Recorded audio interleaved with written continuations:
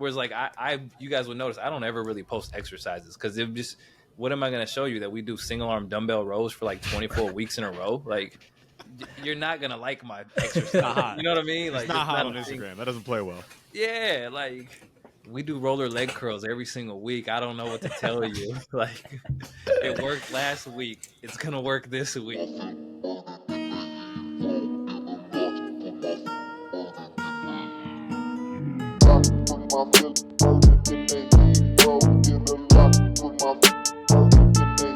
Welcome back, Pushin Performance Fam. We are super excited for this episode today. Today we got on one of our personal mentors, Dr. Ramsey Nijem. He's got 10 plus years of experience in the industry, whether that's the collegiate sector, the private sector, or professional sport. He was the youngest head strength and conditioning coach in NBA history while getting his doctorate while with the Sacramento Kings. And now he's the current S&C for Kansas men's basketball. JT, what did we get into in this episode? Yeah, no, it's a fun conversation. I'm excited for everybody to listen to it. We talk about Ramsey's music selection, his top 3 artists that he's currently listening to, how he keeps his program design simple and his thought process around there. Then we go over his process for screening new technology and how it fits into his coaching philosophy. And then we get into his APC course, Applied Performance Coach Certification. So those of you who are not familiar, you're about to get familiar. And then we get into some rapid fire questions, which is always fun. Hey, I mean, and just vibes were high. Vibes were high the whole time. So, Super. As always, we hope you all have half the amount of fun as we had recording this thing. Yep. Let's get to it. Let's get to it.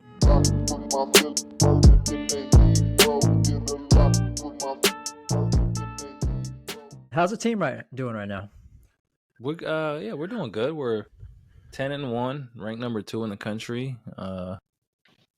So, for Kansas standards, we're like par for the course. That's, what we're supposed to be doing at about this time. But long way away from being good and long way away from, playing games that really matter, which is basically just March. So, but overall, I mean, I wouldn't say happy, but certainly content. Have only dropped 1 game and beat everybody else. So not as good as we could be, but pretty close. Mm-hmm. How do you manage that as a strength coach? I feel like that's something that like strength coaches don't talk about a ton, but like how do you personally manage the highs and the lows and, communicating all that with your squad?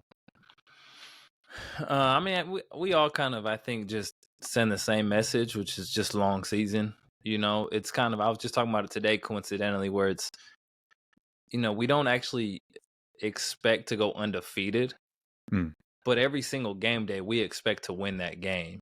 And so it's kind of this weird perspective where it's like, okay, are you going to go 40-0? Like, no, teams don't do that.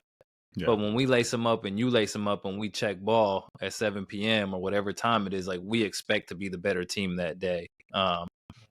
And so I think it's just a perspective of expecting to win, but when you lose a game, understanding that you weren't going to run the table anyways. And so you just got to keep trying to get better and better. But no ifs, ands, or buts about it. When we check ball, it's like Kansas better win that game. And if we don't, it's not good. So, but I love it. Like I love being around that environment. Yeah. And then, you can't dwell on it. You just get better, and you got another game coming soon, hopefully. So, but right now is actually a weird time in college basketball, and I don't know when this will drop, so this may not even be relevant when this actually airs. But we play 3 games over the next 3 weeks now, so it's kind of weird where all college basketball is front loaded pretty heavy early. We've played 12 or 11 games now, but for the next 3 weeks through dead week, finals week, Christmas, New Year time, teams only play 3 or 4 games from now until the new year, and then conference will start for everybody that first week typically. So, today's message was you got 3 games in 27 days, and you need to pick your perspective. Does that mean that you're going to, feel like, man, what a long 28 days ahead or 27 days ahead? Or is it what an incredible opportunity to get better because you got 3 game days and every other day you should get better. And by the time conference rolls around, hopefully we get, we look back and say, damn, we got better over the past few weeks. We're ready for conference play. So, Yeah. That's kind of it. How did that culture come about? Like just that mindset? Was that something you really stepped in there with, or is that something that you helped kind of cultivate? How did just want to hear more about like just that thought process of like, we're gonna win this game. You know what I mean? Yeah. I mean, I definitely can't take any credit for it. It was here before I walked into this place, and it's talked about and there's messaging around it. I mean, we have Coach Self's record in our locker room. He's been here 20 years and he's lost 17 games at home. He's like 304 and 17. That's insane. So yeah, like and I've been here. This is my 5th season. So I've certainly been a part of some fun opportunities and fun seasons and those things, but no credit can be taken on this side. Just fortunate to be around it, obviously. Yeah. What's how about the culture in the strength room versus culture in the strength room now versus how it was like when you were with the Kings? Yeah, I think I try to bring some things over that I thought were effective and impactful. So certainly like having a good time in the weight room is something that I brought to Sacramento. I mean, I literally brought a DJ in the weight room in Sacramento at one point. And it's fun and we have a good time with it, but there was certainly like a true intent and purpose. I want players to look at the weight room and say, you know what, I want to be in that space. Because it's, as much as we want athletes to look at the court, or basketball players specifically to look at a court and say, I want to be in that space. Well, there's an expectation you're in there almost every single day. And there's times where you just don't want to be around the court. And the strength coaches and the performance coaches, like we have this really, I think, unique opportunity where we're expected to hold them accountable. And so we do that. We build character and all those things, but we actually don't control their minutes. And so I think we get to play in this space where it's like, I get to be hard on you. But when you don't play, it's actually not my fault. I don't choose who plays and who doesn't. And I think if you build a culture in your weight room where guys want to be around there, they actually begin to appreciate that. And it's like, whether you played 0 minutes or the 40 minutes, that has nothing to do with what we're about to do today. We're still going to have a good time in here. Obviously, we change programs based on that information, but at the end of the day, you should want to be in the space. So we brought that in. I think that's been impactful. But then there's a whole other side of accountability that in college, we're expected to be basically somewhat of a disciplinary kind of figure, right? Like it's truly coaching. Whereas in the NBA, it's more peer-to-peer. In the professional setting, the performance coach, if they have to discipline you, you're probably younger. You're probably a rookie. So basically and even still, you can't treat them the same because, I had De'Aaron Fox as a rookie. It was like, it was clear that you're the franchise player and you're going to be special. We're going to still hold you accountable, but the way that we talk to you about it is probably a little bit softer and kinder than versus here where I could just keep it real with my guys. I'm on their ass 24/7. Like, some of them say, damn, our strength coach is our biggest hater. And it's like, yeah, you probably should feel that way. Like literally we had a kid, we had a new player. He went for, what do you have, 28 and 23 in our first big game. And he came in and the next day he was kind of fooling around the weight room. I said, hey man, don't be in here just laughing and shit. Like we expect you to do that. That's what you're expected to do around here. He was like, damn, for real? I said, yeah.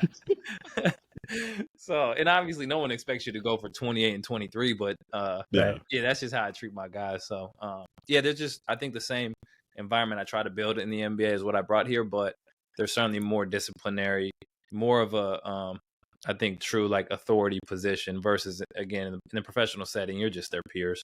Interesting. Okay. Speaking of music, I mean, just going back real quick. Wait, have you brought a DJ in? No, we haven't brought a DJ, and I don't even know how that would. That might not go over too well here. Okay. No DJ, but my phone is turned into the DJ, so okay. We could play. We play the music we want. We just don't have someone turning the tables in there. Okay, because does that change at all? Like with I guess the environment that you create as an authority figure versus a peer-to-peer type of figure in the NBA, does that change like the way you really approach the environment, from everything from music, your communication? Like, or is it mainly just communication? Yeah, I mean, I think communication, music, not so much. I mean, my general rule is whoever is the leader of the team gets to pick whatever. I just ask my point guard for the most part, what do you want to listen to today? And whatever he says is what's going. And if guys want to change it, I tell them they can go talk to point guard. Whereas in the league, like I had Zach Randolph, who he actually has his own like rap label. So he signs artists out of Memphis. I'm trying to remember his big artist. He's actually got a song with Drake too. Yeah, and it came out like 2 years after he told me. He was like, "No, we just did a song with Drake," and I'm like, "For real?" And 2 years later, it came. It's a big artist too. I'll think of it later. Okay. But certain guys like that, certain veterans, if they want to walk in and take my phone and put their phone on and listen to their music, I for the most part don't care. Right? It's like, yeah. Go ahead. You're Zach Randolph. You can do what you want.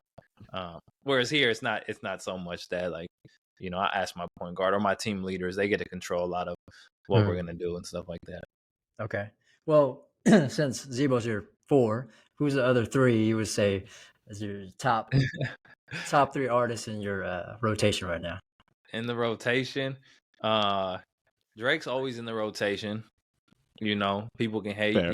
He's probably a pop star, but he's had a run like no other. So Drake for sure. And then I'm going to give you my other 2, which most people probably have never heard of. Both out of the Bay Area, actually. So one is Rex Life Raj, who's out of Berkeley, who's probably my favorite artist. And then a guy named LaRussell is out of Vallejo, who's been blowing up. And both of them are heavy in the rotation. So you can't play those guys around like, players because it's music you need to listen to the words and they don't know who it is. And they just want to listen to like NBA Youngboy or something. So, yeah, but those are my top 3, in the rotation. That's incredible. I love that. I like that JT be sitting on Bay Area music and he just doesn't share it. Oh, come on. Rex Life and Russell, come on. You got to get on those. I'll put on this. That's got to go in the show notes. That's just, JT, I need you to put me on a more Bay Area music, man. I got you. Because there's top 3 you can listen in the speakers, but there's top 3 that you got to have in your headphones. It's 2 different lists right there. True. Two very different lists. And so people know I'm like a big Rex Life Raj fan. And he actually followed me on Instagram. It was like my cool fan moment. And he like DM'd me once. It was like, I need a program, bro. Oh yeah. That never went anywhere, but I thought it was cool to actually have a DM, So yeah, shout out to Rex and shout out to LaRussell. Go listen to them. Hey, love that. Absolutely love that. Well, Bam, you've obviously done a lot in this space, made a lot of progress in general in this space, helped a lot of coaches in this space, whether it's, getting your start in collegiate, whether it's going to the Kings or getting your doctorate while you were at the Kings and now being with Kansas. But is there anything that you think it could be a person, a mentor, something you learned, but some things that you help get you through from where you started to where you're at now and doing the things that you're doing? Yeah, I mean, certainly mentors. There's very specific people that have helped me along my path. Like Chip Schaefer is a guy who's currently with the Bulls, been in the NBA for 30 years. But he hired me with the Kings, and that would have never happened. That it actually worked for him at the college level first. And so like most of my career can be basically drawn back to that action, right? Like if he didn't hire me for the Kings, I don't know where I would be. I mean, the NBA was a goal, and it's I think nice to think, well, I would have made it regardless, right? Like I'm persistent, but the reality is like, I don't know, probably not. You just never know. And so, but he made that a reality and gave me an assistant job at 23. But that would have never came to be if another guy named Jeremy Bettle never hired me at UC Santa Barbara. So, and he is probably, a big part of why I ended up getting a doctorate degree, because I remember this would have been 2012, maybe 2011. I got my CSCS before I graduated my undergrad, and I remember getting the email that I passed. And so I go to, Jeremy, I say, "Hey, Jeremy, I got my CSCS, I passed." And he was like, "Congrats, man. I'll raise you a PhD." And I remember thinking like, damn.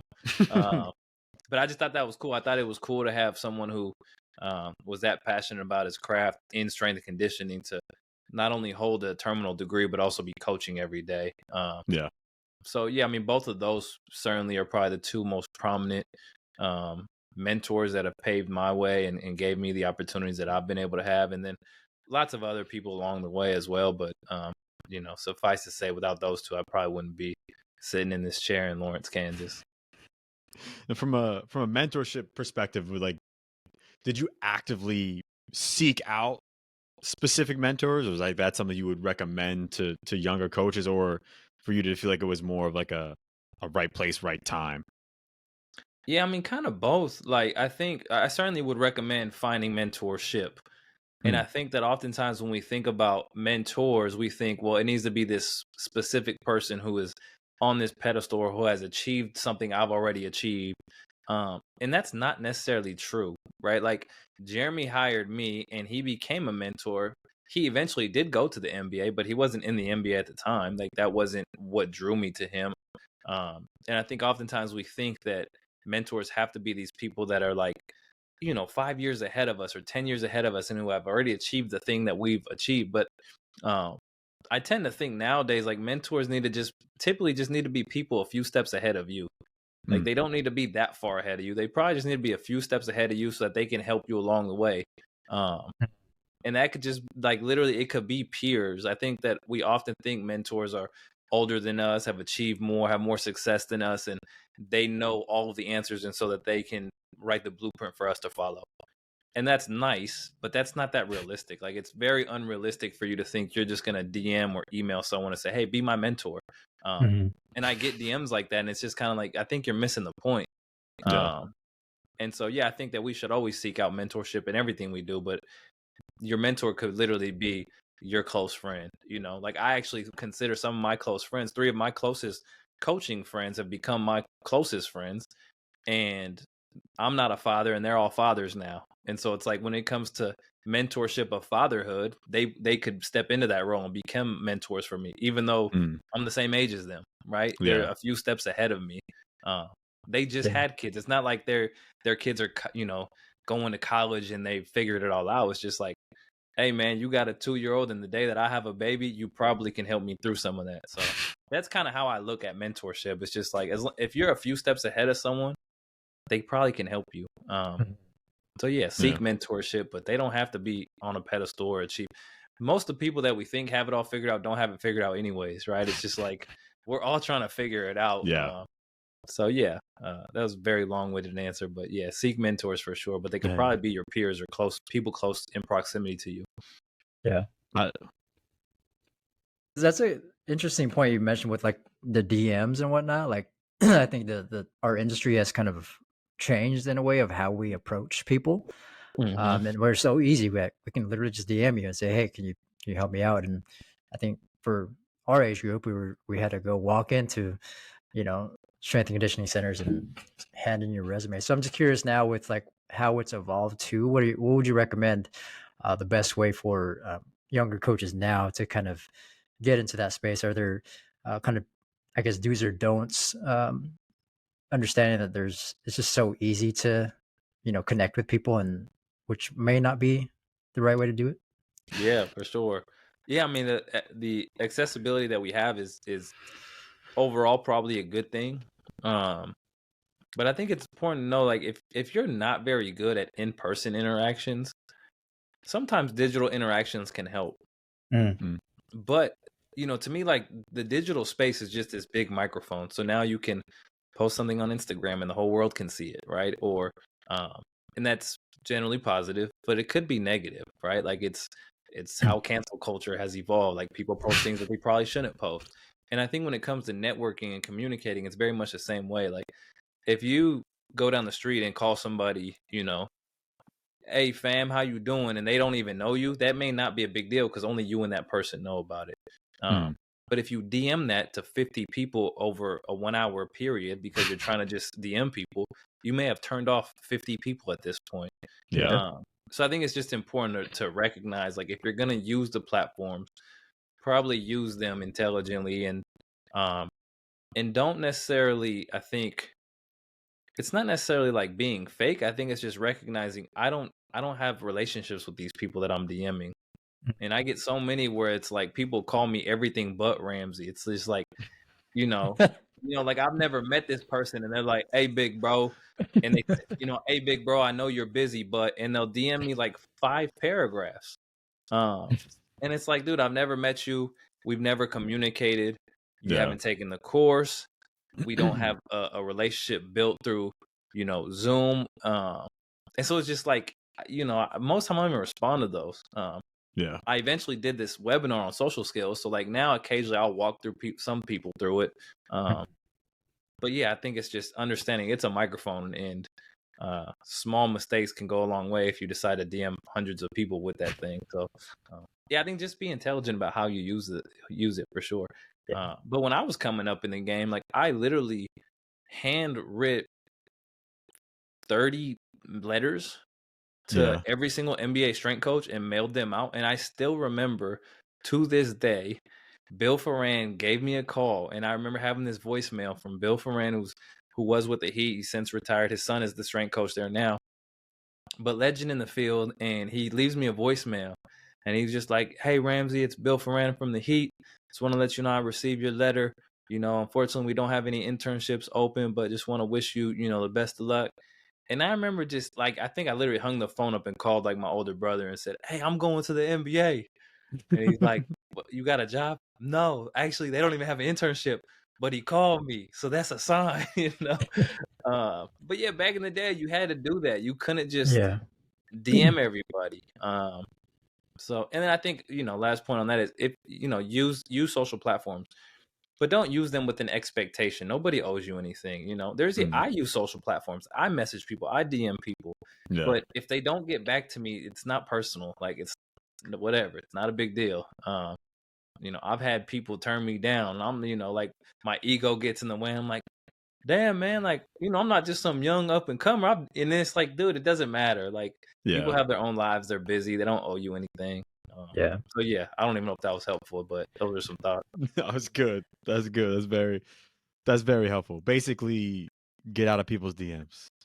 Yeah, don't be aggressive in the DMs. Yeah, don't be aggressive. Don't be aggressive. Social skills, like we're losing those things because you don't have to go up and interact with people anymore. Even like, like in social environments, so few people I think are actually equipped to walk up to strangers and start conversations, right? And it's like I think there's actually some research on like relationships and why like men and women and dating culture has changed over the years, and a big part of it is the digital age where people aren't good at walking up to strangers and just building small talk and not being overly aggressive and understanding a feel for things. Like all of that is probably a lost art, and if you're good at those things or you learn that skill, it'll probably help you in your career.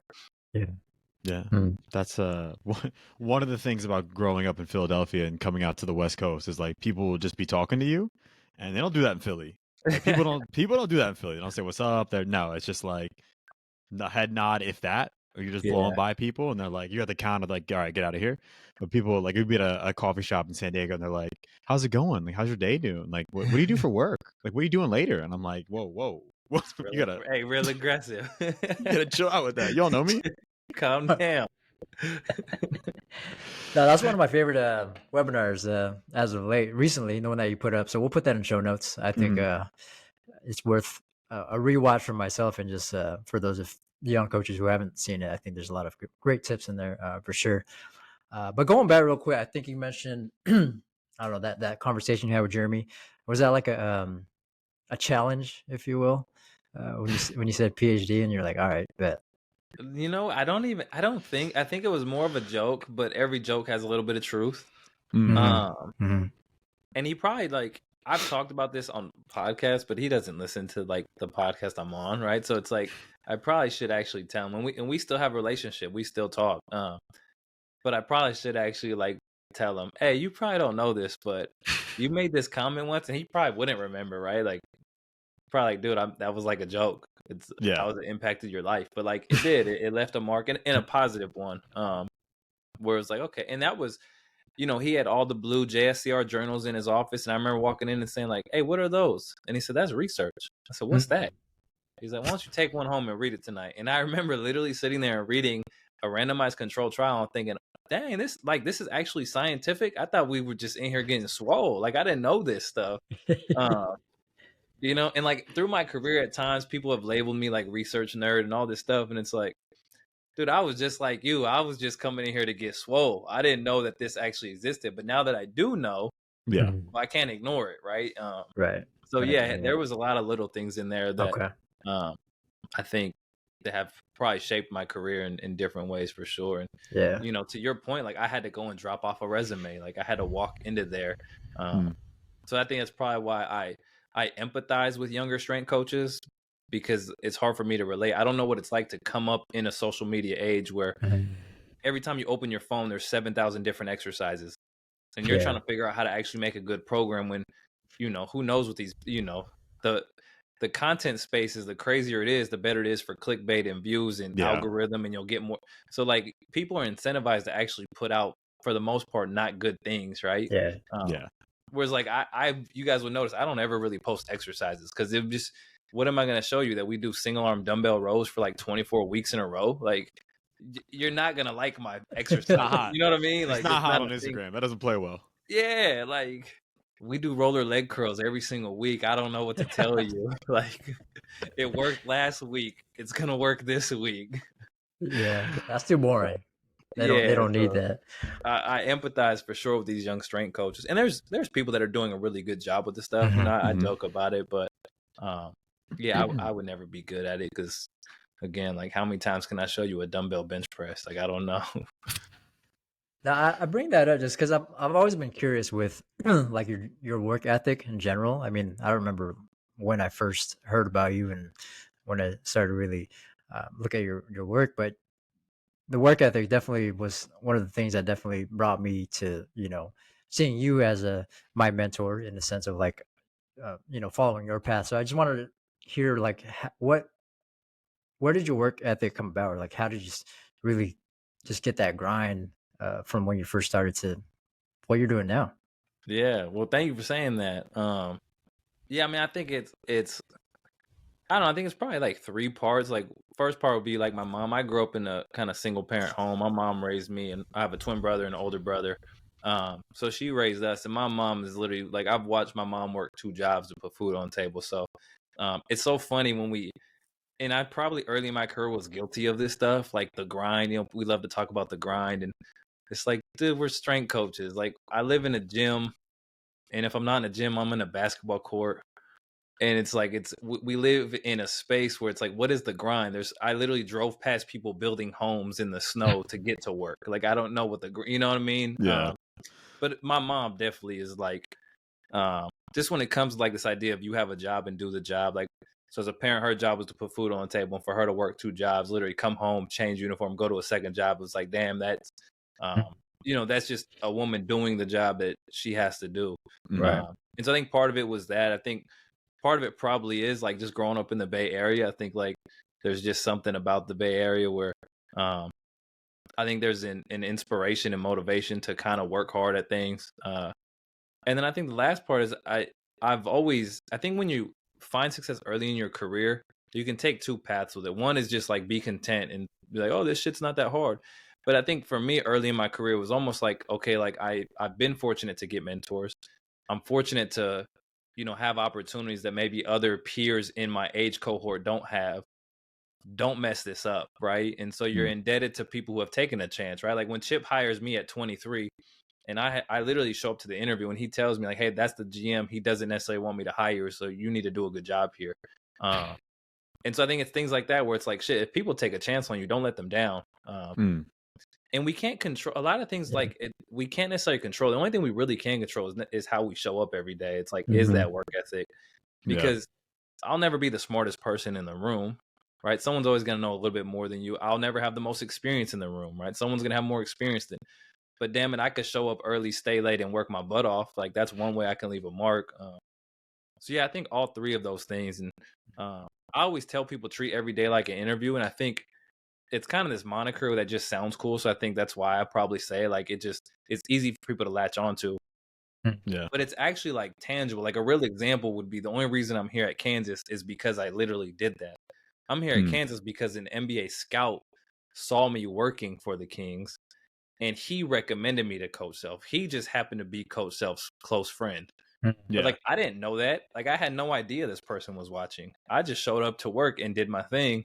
And so I think that there's examples of that like, you know, I say it because I mean it, but it's not just like this thing where I'm like on this pedestal, you know, preaching from the ivory tower of work your butt off every day. It's like, no, like that's how I did it. People always ask me, how did you? It's like, I just did that. Yeah. So I think it's you always talking about adding value without expectation, and how can we give back to the field. And that's like a literal perfect example is like, I'm gonna show up, I'm gonna do my work, I'm gonna do it the best I can, and like no expectation, let's see what comes from it. For sure. Like, 9 times out of 10 good things are gonna come from it. For sure. No, and that's literally, as you were saying, I'm like sitting there like 9 times out of 10. You know, it's probably not 100% of the time, but it's pretty close. It's like there hasn't been one, because at the end of the day, if you show up and do your thing and nothing positive comes from it, it's not like you're gonna regret, dang it, I really shouldn't have showed up today with energy and did a good job. Like, you're not gonna do that. You're just gonna be like, all right, I guess I better keep trying. You know, like it really sucks to be an energy giver and make people happy, like, and do much. Like, no, you're not gonna. And it's actually, to me, draining to not bring energy. Like, it's so draining. It's not only draining to be around people, right? Like energy vampires, but it's actually, to me, harder to show up. And this isn't every day. Like, we all have days where it's like, you know what, I'm tired. I got a lot going on in life. Life is just beating me up today. And that's going to happen because we're human. But for the most part, I feel like it's easier to actually show up with a positive outlook and bring energy and not worry about the clock, not worry about those things. And if that happens once in a while, it means you're human. If it happens all of the time, it probably means you're in the wrong space. Like, you probably shouldn't be a coach just because. And that's not a shot at anyone. There's other jobs and we need other people to do other things. For sure. If showing up every day with energy is not your thing, then you probably shouldn't be a coach. Yeah, that's a fair stopping point for folks. But yeah, like, the worst thing that can happen, showing up, bringing energy and adding value every day, is you positively impact the people in front of you, and that's incredible. Like, you might not land, you know, whatever dream job it is, but you're gonna make great relationships. You're gonna actually help people, and that's huge. That's why we're here. For sure. Yeah. Your consolation prize is making impact in the world. Damn, like, terrible. You know, it could be worse. It could be way worse. But bringing it back to something you said earlier, and kind of starting to get in the weeds, maybe a little bit of programming, maybe a little bit of your personal philosophy around coaching. But you talked about, you know, hey, I'm just, you know, we're doing bent over rows, you know, we're doing roller leg curls, and I think it was at the APC summit, at your presentation, you were like, this training shit is super easy and we make it complicated. And that was one of those things I was like, man, that really stuck out with me. I was like, that is the truest statement. Again, back to social media, back to the things that you see coaches doing. And it's like a complication arms race. So for you in your program, one, is that something you've always done? Like, has that always been your philosophy? And then two, how do you keep it simple for your athletes? Yeah. Well, I've never heard it said complications arms race, but I do like that. Like, I totally agree. It's just like, and some of it's probably like ego driven. Like, we all want to sound smart at some level. It's like, I get that. But, you know, has it always been super simple? I probably earlier in my career thought that I needed to be more complicated for the sake of complexity, for the sake of my ego, for the sake of showing people I'm smart. And I think as I've grown in the space and got more comfortable with who I am, like, I literally tell my athletes I'm a boring strength coach. But when they see the results, it's just like, I literally actually just this year, because, you know, with the transfer portal, we get players that come from all these different teams. They have different strength coaches. And so, like, I actively, like, kind of seek perspective. And so I always ask them, like, yo, is our program way different than where you came from? And they're always like, yeah, it's way different. You know, we go through why that is and those types of things. And I remember we had a player who we put on like 10 pounds on him over the summer. His vertical increased. And I literally told him, we were talking about like fancy exercises or something. And I said, yeah, I don't really care about exercises. I care about results. And he was like, dude, I could tell. And it's like, it was almost like, I think it was one of those like backhanded compliments where it was like, yeah, we do the same shit a lot, but also like, you care about results. Like, I've gained 10 pounds, my vertus went up. So yeah, I think it's as I've, I think, just grown in the field and got more comfortable with who I am as a coach. Like 10 years ago, I would have never been on a podcast and said I'm a boring strength coach, because I would have felt like people are going to judge me for that. Yeah. Where now it's just like the goal of training shouldn't be to be complex. The goal of training should be whatever the outcome for the player or the individual is. Right? Whether it's no matter where you work, if you work in personal training at a local gym and the client comes in and they say they want to lose 10 pounds, then the training only needs to make sure that they lose their 10 pounds. Yeah. Right. So like, don't turn them into a power lifter or a weightlifter unless you think that's how they need to do to get, lose 10 pounds. I would argue that's probably not the best way, but like, your programming is your program. Just make sure that the lens that you're putting it through is what is the outcome of interest, not what is the exercise of interest. Like, who cares? My programming has changed. Like, we don't do hang cleans anymore, but we used to do hang cleans. I've never snatched players, but I know very good strength coaches who snatch high-level basketball players. To each his own. As long as your lens is what's the outcome of interest and you're getting that outcome, then who cares? And I think I think sometimes we lose that through social media because of the arms race of complexity. Yeah. No, I absolutely love that. Like, training, we've talked about it a couple episodes of training is just a means to an end. Like, for sure.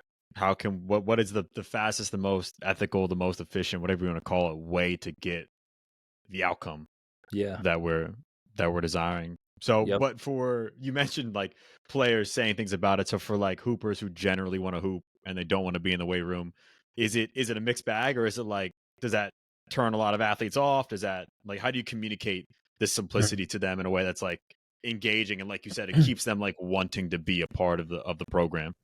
Yeah, I mean, I think I probably do more education than they're used to, and I think that has helped with buy-in. Like, I basically write periodized programs on the whiteboard at like a very high level, but just so they understand, hey, here was the goal for this period. Here's how we did that, which is why you guys have been doing, like early in our off season, it's like, if work capacity is part of the goal, which is one of the things, it's like, that's why you've been doing tempos and circuits and those types of things, because my goal was to make you tired and make sure that you can recover. And, and also while we were doing that, I was teaching you technique, which is why you only did 7 exercises this whole week. And we did them multiple times because I want to make you good at it. And they're like, oh, okay, I guess that. And it's like, now we want to go here and this is how we're going to do it. And I probably do that every 6 to 8 weeks. I change my program every 4 to 7 weeks, depending on kind of the schedule. In ideal space, it's 4 to 6 weeks. But if the 6th week falls on a heavy travel week, then I'll usually wait till we just get back. Right. So like that actually happened. We were going to Hawaii and I should have changed my program that week, but it was like, well, we're going to Hawaii. We're not going to train that much. I don't really know what we have out there. I'm not going to implement a new program this week. I'll just wait till we get back. Yeah.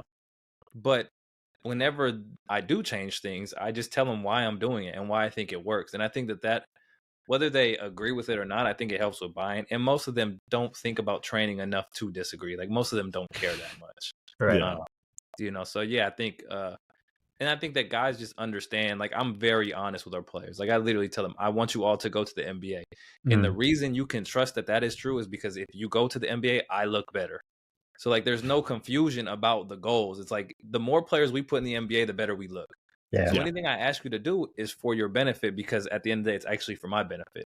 Right. It's not like altruistic. It actually is selfish for both of us. But that's okay because it's just going to help you anyways. Right. So yeah, I think things like that, just communicating and educating, makes players want to buy in, and then when they see single arm dumbbell row on their program every week, they understand, like, all right, he probably has a method for this. Yeah, I love that. No, I feel like a lot of coaches are afraid to be transparent and honest with their athletes or clients, whoever it is. Like it's not like you're getting into the weeds and talking about science and talking about muscle protein synthesis. It's like, nah, like we're getting big. This is why we're doing this. We're getting fit. This is why, like, speaking their language. And for some reason, I feel like coaches are afraid to do that. So it's like refreshing to hear, like, you being willing to break it down and actually like educate them and let them know what's going on. Yeah, for sure. And I think there's always a few guys who might, like, early on be confused on why I'm doing it, right? Because they're like, no, we don't really, I don't care what the program is. Or just tell me what to do. But I think we fail to realize we're going to spend so much time with these athletes that over the long term, these small doses of education actually can become pretty impactful. Like, my veteran players, my 4th year guys, like, they know the program at this point. They know what we're doing, why we're doing it. And that helps for sure, I think, with buy-in. Yeah, that's awesome. That's awesome to hear. Another area where I think things can get crazy complex is sport technology, right? And I'm sure you get DMs all the time of different technology brands trying to get you to try things out. I mean, shoot, JT and I are getting them, so you're definitely getting them. But listen to you talk multiple times about being an early adopter of VBT, being one of the first NBA teams to use Catapult when you were with the Kings, being an early adopter of force plates and things like that. Like, do you keep a similar lens of simplicity around your kind of integration of technology philosophy? Yeah, for sure. I think that before we actually bring in a technology or integrated technology, well, for the most part, even try technologies. Like there's companies that will hit me up and say, "Hey, man, we'll give it to you for free. Do you just want to try it?" And again, like the younger me would have been like, "Yeah, why not?" Right? Well, of course we want to try it, but it's almost like, no, I don't necessarily need to try it because that's going to take my time, my effort. I have to learn your system. There's an opportunity cost to free stuff as well, and so unless it can fit into my programming, like I may not be very interested. An example would be, and this is probably opening a can of worms, but like a good example would be most motion capture systems are actually really laborious. Even simple ones now require 2 iPhone cameras to set up. Unless you have a space set up all the time for it, it could become pretty challenging to collect. And then once you get that information, it could be confusing on what you're trying to do. I just had this conversation with actually another APC coach who hit me up because they had a motion capture company come into their space and sell them the dream. And so I sent them some research and I'm like, this is how I think about it. And this is why I don't do it. We actually have motion capture systems across the street in our lab. We have one of the better sports science labs in the country with Dr. Andrew Fry and the Jayhawk Performance Lab here. They're actually part of a really cool alliance called the Woosai Alliance that's owned by the Brooklyn Nets owner. And so it's a partnership with universities, like 5 universities around the country that are part of this. And basically, they've all gotten funding to become the best sports science labs in the country. So we have access to whatever we want. But it's not like I'm bringing my players over there, right? It's it's got to be integrated in-house, which we've done. I have a PhD student from that lab that helps me every single day. But we're going to integrate things back into our more simplistic model rather than let me pull in any technology we can to complicate this thing. It's just like I know how I think how I know how to train these guys. And that changes all the time. I'm not saying I have the answers, but my current lens today means I don't necessarily need that and that and that. And so, I basically say no to almost everything at this point. I love that. So at what point would you feel like you might need something to assist to help, fill those gaps of your needs analysis with your players? Or is there even any technology that you can even think of to help with that, knowing that like you pretty much have all you need? I mean, I could definitely think of some technology but I think at the end of the day, the research has to tell me to use it. So motion capture hasn't moved, in my opinion, we haven't learned enough or moved the needle on motion capture in like 10 years. Yeah, it's been a while. The technology has improved. You can now get markerless motion capture, right? 10 years ago, you had to not only have markers, you might have had to have a plate on every single joint to create, basically this figure in space. And then we moved to like, okay, now can you do markerless motion capture? Or can you do IMU systems, right? Where you could just strap units on different joints and those units would talk to each other. So we moved from basically marker motion capture to IMU systems to markerless motion capture. And now we're to like iPhone. Actually, I think it was Stanford just put out like 2 weeks ago. And I'll email you guys. You could even drop it in the show notes. Like they just put out 2 weeks ago where they published their like software for free usage where with an iPhone you can motion capture people. So we've seen advancement in technology. What I haven't seen is advancement in the research that makes me want to use it. So even though technology has improved, it hasn't made its way into my programming because I haven't seen the evidence that suggests I would be able to use this at a high level. And the example would be, we have robust studies on drop jumps and looking at knee valgus, which we would think gross knee valgus is guaranteed to tear an ACL. It's actually not. There's other research that shows that most programs don't change much of motion capture. So there's things like that essentially, have pushed me to the point where it's like research needs to drive the decision making. Now, the flip side of that, I think there's some interesting research coming out on like fiber typing and different ways that you might want to integrate fiber typology with athletes and their recovery. Not only their training, we've known training for a long time, but I think recovery is an interesting point.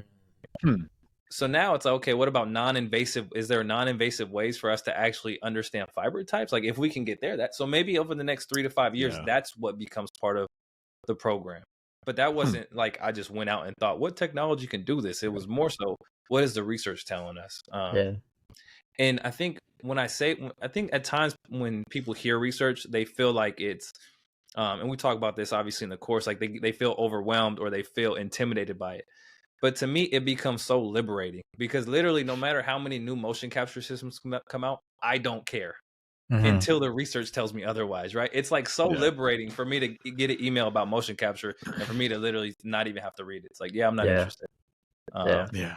So I don't know. Was that helpful? I don't even know. So no, I think that's just the topic of all this new information, new technology, research, and you mentioned your course. There's a lot of coaches here who will be listening to the podcast that either has taken it and a lot of who hasn't. So talk us through like the timeline of APC and how it came about. And selfishly, I want to hear about what it's going to look like in the next year or two. Yeah, well, before the pod, we kind of looked at the setup I have, so hopefully that is going to drive some of the future of just value, trying to bring value to coaches. But it kind of started through COVID, actually. Like I was home during COVID, and I had done a couple in-person symposiums when I was with the Sacramento Kings, and then I'm obviously came to Kansas. This would have been 2019. So in 2019, we did a symposium in Sacramento, live in person. Over 100 coaches came. It was incredible. Literally, like, I still remember a moment where one of our staff members was literally on stage and he actually like broke down in tears. And to me, it was just this most impactful, like community building thing. And so we love the in-person experience, but COVID happened. I'm like, you know what? I don't want to do another like live thing or on Zoom thing. Cause during COVID, there were so many free live Zoom things. Right. And I like partook in some of those just because I thought it was good for the community industry at large, but I didn't want to throw my hat into that. But what I did do with that time was just wrote my entire philosophy, like everything I thought about strength and conditioning. I was back home in Sacramento, and on the backside of my garage, I had a garage door, not like a full wooden door that stayed basically the same door as it opened and closed. I don't know anything about garage doors, but like the garage doors that open and they're all segmented, so they kind of curve, I guess, right? So anyways, I only tell you that because what I did is I went to Home Depot. I got like white paper board or whiteboard board, I guess, and I just cut it into these squares and I Velcroed it. And I thought this was genius. I'm like, dude, I just made like a 12 by 12 whiteboard for like $100 with some Velcro. It was so stupid because every time you open the garage door, these things just fell down. So it's so dumb. I remember like for a week, I was like, nobody opened the garage. I'm working on my mastermind. And I didn't even have a plan. I was just writing how I think about training. And then I sat there. I'm like, you know what? Like, what could this be? And that turned into 22 different units of basically content or coursework. And I remember still to this day showing some of my kind of, guys, some of the guys that work with me in Sacramento, Evan, Ernie, and Josh. I was like, yo, can you guys get on a Zoom? Can I show you guys this? And I just like showed them everything. And I was like, they're like, what are you going to do? I'm like, I don't know. Like, I was thinking of like, maybe like, do a course. And like, what are you going to charge? I was like, I don't know, like $100. And they were like, what? I was like, I don't know. Like, I just want to share it. And then they literally motivated me like, hold on, let me get this straight. You just wrote down everything you've learned over the past 10 years. You're going to give it away to $100. Why would you do that? And I'm so glad they said that because what it's done, there's a heavier price on it than most things.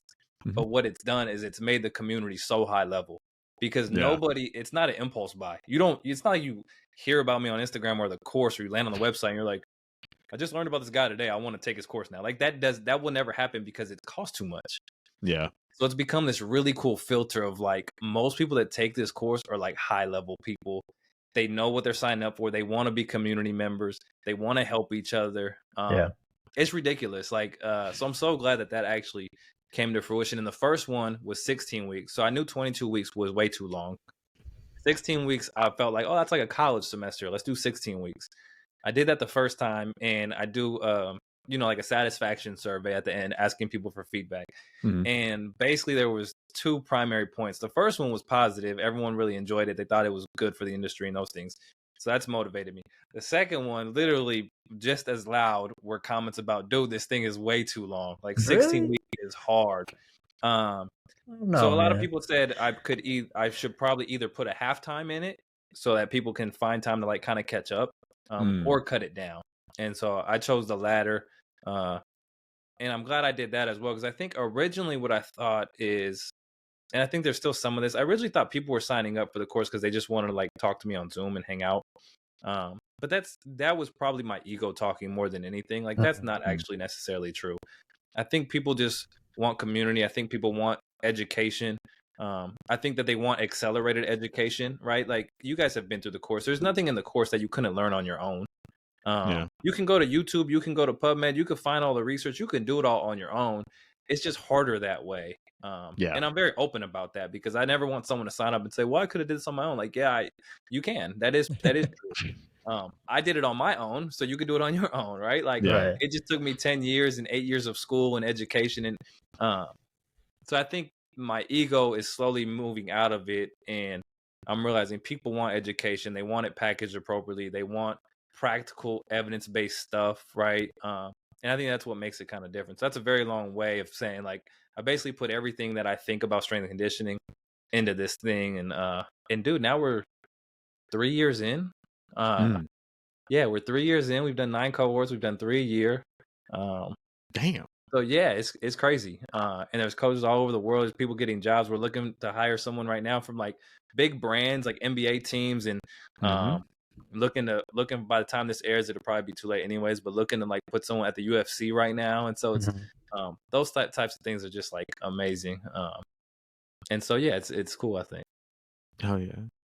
JT, we're at this point we're APC OGs. I think JT was 1 and I was 2. I'm pretty sure. So yeah, JT, you went through the 16 weeks then. Yeah, 16. Like, I don't know what they're saying about being too long. We weren't doing anything anyway in COVID, so that was perfect. I think that was a big part of it. COVID. I think people were just at home. Yeah. But yeah, you guys are OGs for sure. And then we did the in-person summit, and I hope to do that again next year. And that was like, again, like, I think similar how we started the conversation earlier of like whether it's DMing or communicating or showing up without expectation. So much of this course has been that. Like, I didn't have expectations. I think I've probably been asked 100 times over, where is it going to go? And I'm like, I don't know. I'm just going to keep putting one foot in front of the other and trying to help people. And the summit was the same thing. It was like, people were like, how did it go? And I'm like, I don't know, but I feel super fulfilled, and I hope other people do. Right? It's like, I don't. And I think we even talked about this at the summit. It's like, comparison is the thief of joy, and I think expectations at some level can become that too. For sure.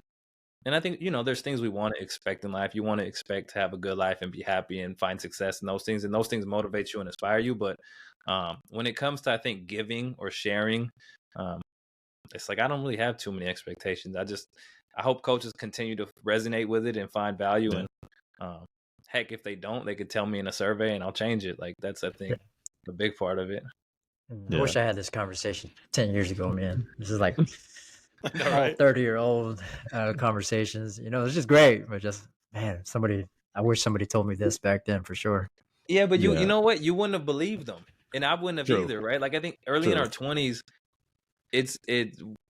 you want to have expectations. It's like you want to be driven. I think it does drive us. Yeah. But then I think as you enter 30, you realize like, oh shit, it was actually the journey. The whole time it was the journey. It was like, because even when I got to the NBA, I remember like I was so motivated. When I was like 19 years old, I put on a whiteboard literally all of my goals. And one of them was literally to like buy a BMW. And I've still never done that. I probably never will. But that was just like, again, ego talking, right? Yeah.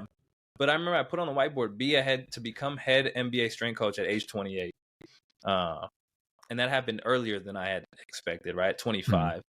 And I think that there's like that taught me two things. One, sometimes when we go out there an expectation, it may not be large enough. Like maybe 28 wasn't realistic, or maybe it was too realistic. Maybe I should have put 22. Like, I don't know. Yeah. But then as soon as I became a head strength coach, it was almost like, all right, what's next? And it was like, damn it, nothing is next. This was the goal. I wanted to do this. And now, goals change and all of those things. But early, the 20-year-old JT wasn't going to listen to the 30-year-old That's JT. true. That's true. But I think it's positive, right? It's probably why people are motivated and inspired to do things. So, we're like the old OGs now sitting on the pod, man. We getting old. We getting a little old. No, that's like that resonates with me a ton. Like I think, like thinking back on my career and where I'm at now, and then being like almost like the dog that caught the car. Like, oh shit. You what? wouldn't know what to do with it. I don't know what to do now. But no, it's like keep showing up, keep adding value, and again, like good things are gonna come from it. But so like it's so sweet to see like the further iterations of the course, to see the community building, to see to connect with new coaches who are going through cohort 7, 8, 9, like all that stuff's awesome to see. But now for you, like you're obviously locked in, tapped into the research and staying up on that. But what's your process now for like what goes from the course, what stays in the course? Like how are you continually updating this thing? Yeah, good question. I think a few different ways I would say I go about it. But it's really what ends up in the course is basically things that I'm doing or thinking about. So like that's probably the bigger lens, is just like if I'm learning about it or thinking about it, it typically will find its way into the course. There's even now we have some lectures that have like 10 extra slides at the end, and I literally end the lecture by saying, hey, this may not even be relevant, but this is kind of what I'm thinking. And I don't even know if that's valuable, because sometimes it just extends lecture time. And like, I mean, there's times now where I'm on lecture for like 3 hours, and it's like, and I don't mind, but there's other coaches who stay on the whole time. So, but again, it's just like, this is what I'm thinking. This is how I'm thinking through things. We kind of have basically like, the modules that I think are the overarching modules. So if it's a VBT paper that comes out, for example, there's only one place that gets to go into. That would be the VBT module. And then I just have to ask myself, does this change the way I'm thinking or programming, or is it different than what's included in the current lecture, or does it just support it? And oftentimes it's just like, oh, this just supports it. So I might pull it into a lecture slide, or I might just actually throw a reference in there just to say like, this thing supports it. And then there's other times where it's like, hey, this is how I've changed my thinking. This is how I'm thinking about this. This is how we've actually done it. And so, I think it's a combination of basically, if I'm actively using it, thinking about it, tinkering with it, and learning it, then it's probably going to come up in the course. And then I just have to ask myself, how does it add value to what's currently in there? Sometimes it literally, this deserves 2 to 3 extra slides. This should replace this. Or, hey, this is basically just supporting this other idea. So just like throw the reference in, and sometimes I won't even talk about that. It's more so just me wanting to be able to reference that stuff. It's like, all right, that's in there, at some level. But I think because we have basically those modules or those topics, that's like the overarching filter. It's like, is it VBT related, strength related, hypertrophy related? Is it workload related? Is it, now we have 3 lectures on force plates. Is it force plate related? So that's kind of, I think, how it ends up in the course, or doesn't. There's just this filter system. Yeah. So it seems like you have your own system already. Now everything that comes in is just organizing at that point, right? Exactly. Yep. Yeah. And I'm like the overly organized dude. So I have, like toggles for topics, and this come here, and I have a very specific way on how I save research and things that there's actually probably 5 other lectures that are started on my desktop that haven't made their way into the course. But I'm like, these are so interesting. At some point, these need to be shared. I just haven't figured out either how to communicate it effectively, which either means I don't understand it well enough, or I haven't just finished a slide deck to make it worthwhile. Because I think that's the important part. It's not just like sharing research, because anyone could do that. I could just pop on Twitter and post PubMed links, and there's people that do that. But we're not necessarily looking for more information. Like, we all have access to the internet. What we're looking for is, I think, practical, digestible information that changes our thinking. Yeah. We don't need more information. Like that's in part why I started the course. It's just like coaches don't need more information. You have the internet. You have access to unlimited amount of information. And now with AI, you have a whole entire separate space of tools that help you, basically learn and dissect things. So I think that what the course is and what I think is because this is what I needed. I wanted someone that can teach it to me in a way that I understood, that I can use tomorrow. Like teach it to me now. Can I go do it 10 minutes later? Yeah. Right. So yeah, that's kind of how I think about it. Yeah. It seems like coaches just need to, or we're just naturally having that skill set of filtering noise at this point, right? As time progresses, information comes in. But you mentioned like being organized. I think everybody sees that. Everybody knows that. Who all the coaches who do follow you, did that kind of give you the system that you have going into like this entrepreneurial space? Because all the coaches who do follow you, we've seen the progression of from where you started to where you are now, and you're trying all these new stuff. And I think a lot of coaches in their own head like just want to try new things, starting a podcast like we did. So just kind of talk us through your mindset in the whole entrepreneurial space, lessons learned, do's, don'ts, wins, losses, all that stuff. Yeah, for sure. Well, I'm probably not good enough to give anyone the do's and don'ts. I've always been like, I wouldn't say super organized, just I think everything is like relative to our peers, right? Like relative to my friends, I've been more organized. I did my undergrad in 3 years. And I remember at one point, I slept at night because I journaled everything. I slept an average of like 4.5 hours a night. It was ridiculous. It was the hardest I've ever like worked for sure. And I remember at the end of the year, I literally had a journal for every single day. Like this is what time everything is, and every day I got to execute it. And at the end of the year, my boy actually wrote me this letter. And it was just like a congratulations for graduating card. But in there, he talked about, I've never seen anybody this organized, but not just organized, like being able to execute these things. That's gone to the point now where like I have shared note apps with like my girlfriend on plans for like the summer of literally we have a note app that is shared for like events in 2024. Like I'm like that guy. So it's not for everybody. It should be. But it helps. It definitely helps. But I'm like there's so many things. I'm probably not the guy for do's and don'ts on any of this stuff because I'll show you guys after. I have 1, 2, 3 whiteboards in my house and 75 things on every to-do list. So oftentimes I think organization, the to-do list guy, right? Like people who write to-do lists. And I'm guilty of this. I'm the guy who will write things because it feels productive to do that rather than just go and do the thing. Right. Yeah. And JT, we talked about this, right? Like I told you before the pod started, like I want to start a pod, but I told you that 4 months ago. I think I sent you like the cover of the pod, right? Right. Because that is easy. Like that part is actually easy. And I think entrepreneurship, it feels this at times. It's like, it's easy to be motivated and at midnight, hop on Canva and make that. Yeah. What's hard is actually executing on all of the things. So yeah, again, like I don't know the do's and don'ts. I think at the end of the day, all I try to do is like bring value. I think at the end of the day, if people feel, there's two things. Like I've always said this on the course, and I mean this sincerely, and I think that it's hopefully will become like a life motto for me, which is if people give you money, you're indebted to them to bring value. And this is literally how I look at internships or people that help me at KU or with the Sacramento Kings. I just got a call from an APC coach actually 2 days ago. He's out in LA. We can talk about it after. He's bringing on an intern. And he called and he said, hey, man, I just brought on an intern. I think he's actually an employee. He's paying the guy.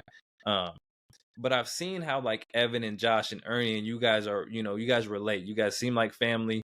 Like, how did you approach those relationships? And what I told him, I think, is the exact same way I think about the business side of things, which is if people give you something, you're indebted to them. So if an employee gives you their time or an intern gives you their time, you're indebted to them to give them an experience, a learning, an education, or money, right? Like some version, there has to be a return on their investment as well. And I think the course very much the same thing. It's just like if you're gonna sign up for me with this, I'm indebted to you. And at times, like, to be frank, sometimes it's not even worth it, right? Like, there's been times where like somebody has wanted so much of my time where it was almost like it would have been easier if you didn't actually sign up for this, because the amount of emails that it takes, the amount of hours, you know what I mean? Sure, But it's sure. like, yeah. but that doesn't matter, because at the end of the day, like, they've paid and now I return that value. And I think that I just look at things through that lens of like, hey man, if you're gonna give me $1 or pay for the whole course, like whatever it is, let's just try to return value. And I think that that's probably the overarching lens. But there's, the amount of things I want to do versus what I'm actually doing is like, I've done 10% of what I want to do, and trying to fix that and figure that out. I think it's hard doing it similar to you guys, right? Like, we're hopping on this pod. It's 8:30 at night for me. It's late for you guys, 6:30 for you. You guys work today. I work today. It's like, this is what it actually looks like. I think people think it looks different. By the time this gets cut up and is posted on Instagram, like, I love that you guys are posting it. And I think people looking like, that must be so fun. You guys are doing this. And it's like, well, the reality is you hopped on after work and you're probably tired. Right. And it's like, literally. I think it's that it to me is the entrepreneur spirit. It's just like, I'm gonna get this shit done.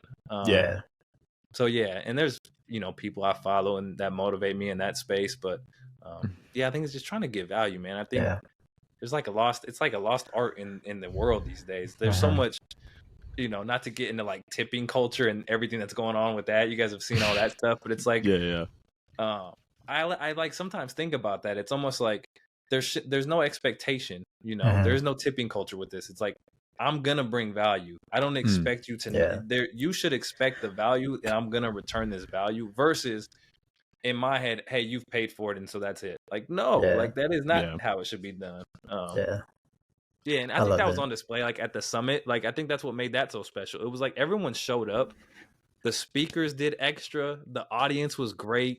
The host at one point was running around cleaning trash. Like, it was just like, that was it. That was it. The host, who's like the president of the NSCA. Yeah, exactly. Who I didn't even, shout out to Dr. Brent Alvor, not only for the summit, but he obviously has been pivotal in my career as a mentor and friend and professor as well. So, but like literally the president of the NSCA was taking out the trash in between lecture. Like, it's so cool. Yeah, I love that. I will say before we try to land this plane, JT, like that summit was like probably one of the coolest events, just because of like the vibe, the energy with the community. Like, it was like you go to an NSCA conference and it's like expectation without value. Like, sometimes in the conversations you're having and like the interactions you're having with people, but this was like the most genuine, like, how's it going, getting to know you, sharing contact info. Like, that part was so sweet. So, it was super dope. Like, I wouldn't say I shed a tear, but when I got home and I was like, I can't believe that just happened, And I've done symposiums before, 2 of them before, but never with a course, right? Like, I think I felt a ton of pressure going into it, because it was like, all of these people have been through the course. Now we're going to try to bring this thing to life. Like, I don't know if we can execute that. And shit, it felt like we did, So that was, I think, the best part about it all. Yeah, well, you definitely did, and we're looking for the next one. Shoot, we got the save the dates ready. Let's go. 2024, let's get it. 2024. But let's shift gears. Let's go to a little rapid fire questions that we got from Instagram. You ready? I'm ready.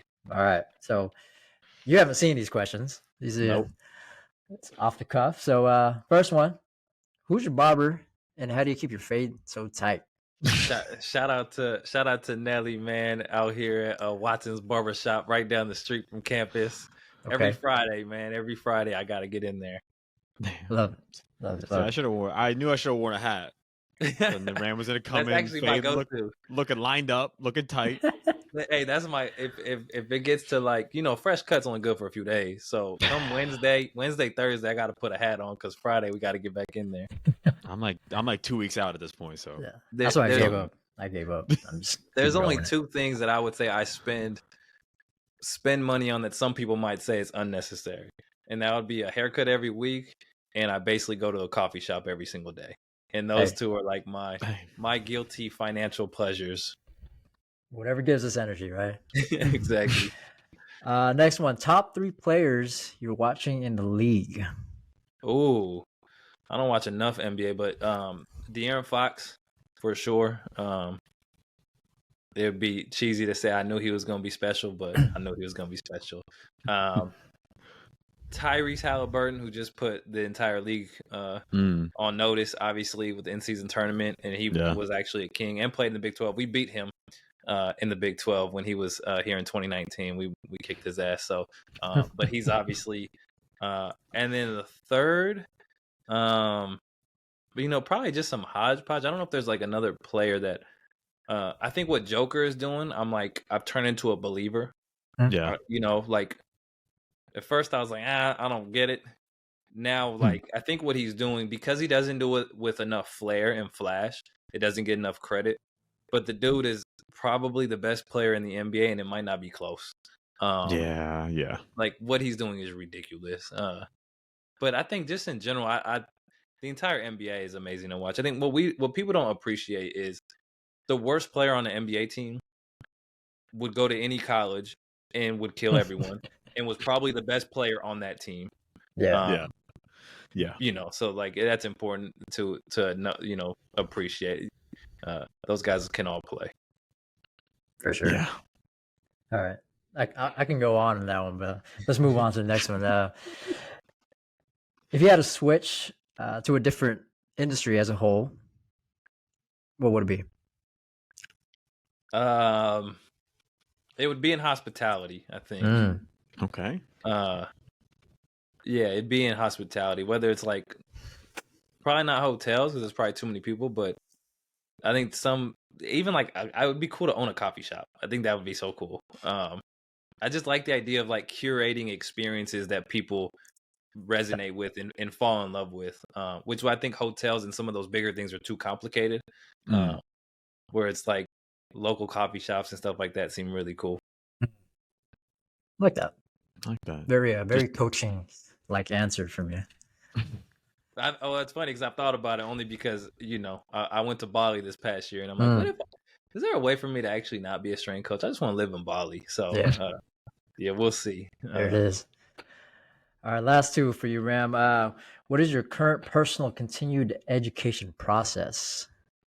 Ooh, S&C stuff for sure. Obviously, just for the CEUs and continue to learn. I would say there's probably every single day I probably spend, and I would say anywhere from 30 minutes to an hour learning something, and that's only because I go to a coffee shop, and when I sit down, like I'm gonna learn something.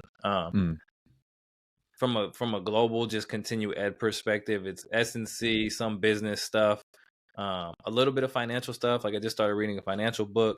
And then I think just trying to reframe perspective on a ton of things. Again, like 30, don't have kids, but my brothers have kids. Thinking about retirement, though, all of those things are all in there. But S&C wise, I'm super interested currently in, I think, finding better ways to actually know what works and what doesn't work in training.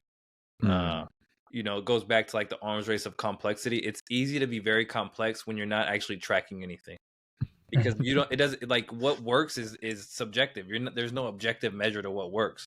Right. Yeah. But we jump our guys on force plates every single week, and I have a PhD student who sends me a report after every single one of those. We do other tests as well. My programming and the outcome of it is on full display all the time because we track all the data. Yeah. Like there's no well, it works because I say so. Like, no, it either works or it doesn't because we have data that suggests so. So I become super, which is why I brought up the fiber type stuff earlier. It's like I'm really interested in individualizing and then trying to figure out what works for people and what doesn't. Yeah. I don't want to add another 30 minutes to this talk, but like I feel like transfer of training is the hardest thing to understand, and like people don't appreciate how complicated transfer of training is. Like, it's one thing to say that we can improve XYZ in the weight room. I think I've heard you say like it's easy as hell to get people stronger, but it's another thing to say, all right, how does that actually show up on the court? Yeah. Yeah, and we're doing some really cool stuff. We just published a paper. I'll send you guys that after too. You can put in the show notes. Like, we just published a paper, so people can see. Like, that's the thing. Not only is what I do public to like the people that help me, but we literally published the research. Like, you can go and look at this. I'll send it to you guys, and anyone can go look at it. Yeah. And I think that that's like more to the point of like in there, and only because Phil, you brought it up, like in that paper, we basically try to figure out what separates our higher minute guys for our lower minute guys, like those types of things. Love that. All right. Well, I think that's a nice segue to the last question. What have you changed your mind on recently, either within the industry or outside of it? Most recently, what have I changed my mind on? Nordics are overrated. That's probably one that I've changed my mind on. And I used to do them twice. The research suggested, so I did them twice a week for basically 2 sets of 5, because the research suggests you only need 4 really good reps. My mindset with that is, for most things, if you only need 4, do 5. If you only need 5 sprints, do 6, because we're dealing with athletes who are likely to bullshit something. So like, let's just put a buffer in. And now I'm like, I don't even do Nordics anymore. And knock on wood, like, we found success, but that's probably one of those. And I could talk for a whole hour on why I think that those are overrated, but suffice to say, that's one thing that I've changed my mind on recently. All right, might need a part 2 then. I need a part 2. Part 2 on Nordics, just on Nordics. Yeah, just on Nordics, just on overrated exercises. God, bucking the trend. They're somehow, I don't know why this is a hot exercise on Instagram. I guess they're kind of like sexy to do. They're challenging, but they suck. Like, why are they're so hard? Like, why are people like loving them? What's that? Nordics? Yeah. Yeah, for sure. They're really hard to do right too. Like, yeah. So yeah, I don't know why people. I mean, people love them because I guess certain people that have very big followings definitely promote them. But again, like, does it? How I think at the end of the day that we just don't measure enough. So when we don't measure enough things, people are unable to ask the right questions. Like, I've had people tell me, if you do this with this athlete, he'll turn into a monster. And then I've turned around and said, hey, well, when he was with you, did you measure his vertical? No, I didn't, but was just like, well, how would you know what a monster is if you didn't even start with that? You know what I mean? It's like, if you do this, you'll increase his vert. You don't even know what his current vert is at. So why would you assume that you know what it would take to improve it? It's like those type of things. Yeah. That. I love it. Well, man, we probably go on and on forever about this stuff, but we'll try to be conscious of your time and shut it down. So again, thank you so much for hopping on. It's been a hell of a conversation. It's been a lot of fun. But where can people find you? Yeah, on Instagram at dr.ramsey.nijem, and then on Twitter at Dr. Ramsey Nijem. And you have applyperformancecoach.com is the website. And at the bottom of that page, there's a contact form. So if you do want to email me, just go to applyperformancecoach.com, scroll all the way to the bottom, fill out a little form, and I'll get back to you. I don't know when this is airing, but when's the next cohort starting?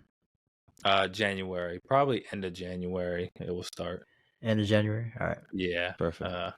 Just to give people the holidays, and then I'll get back to pushing it. Love it. Yeah, we'll throw all that in the show notes. We can throw the website. We can throw the contact form, the teaser for end of January. All that can live in the show notes. So make it easy for folks. So JT, where can people find you? On IG, coachjt.mp3. Hey, you can find me on IG at Nashville. You can follow the show on Instagram and YouTube at Pushin Performance. No G, real G, moving silence. Yeah. And if you love the show love how you're supposed to. Like, share, subscribe, leave us a 5-star review, do all that fun stuff. And we'll catch you all next time. Peace. Appreciate you, Ram. Yes, sir. Appreciate you